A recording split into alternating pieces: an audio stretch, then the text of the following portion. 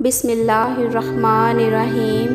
شروع کرتی ہوں اللہ کے نام سے جو بڑا مہربان اور نہایت رحم کرنے والا ہے۔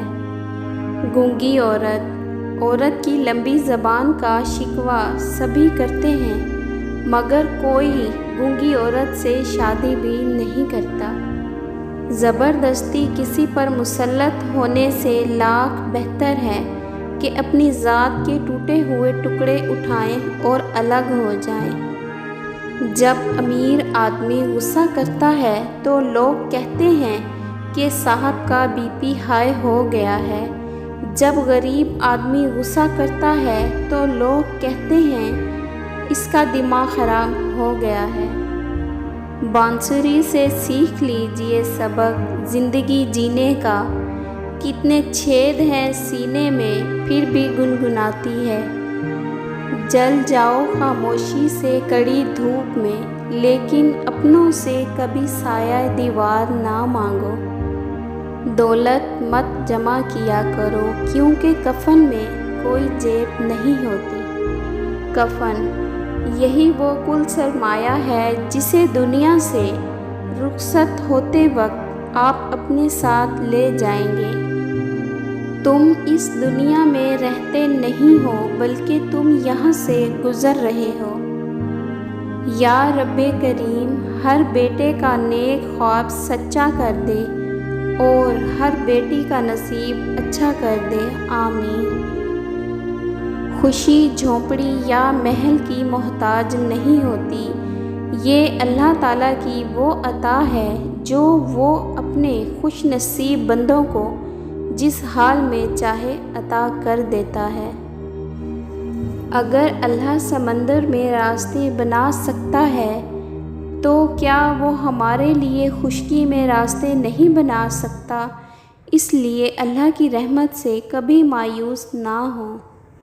جب پگڑیاں پاؤں میں گرتی ہیں تو محبتیں وار دی جاتی ہیں۔ ایک لڑکی جب رخصت ہوتی ہے تو وہ صرف اپنا گھر نہیں چھوڑ رہی ہوتی بلکہ گھر کے ساتھ اپنا بچپن، اپنے ناز نخرے، اپنی انا، اپنا آپ بھی چھوڑ رہی ہوتی ہے۔ رسول اللہ صلی اللہ علیہ وآلہ وسلم نے ارشاد فرمایا، جو شخص کسی پیالے میں کھا کر اسے چاٹ لے تو پیالہ اس کے لیے دعائے مغفرت کرتا ہے۔ کوشش اگر غلط ہتھیاروں کے ساتھ کی جائے تو ایسی محنت کا نتیجہ صرف صفر ہوتا ہے۔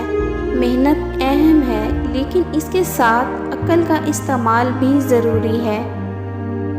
حضرت علی رضی اللہ تعالیٰ عنہ کا ارشاد ہے، پسند اسے نہ کرو جو دنیا میں سب سے زیادہ حسین ہو، بلکہ پسند اسے کرو جو تمہاری عزت کرے۔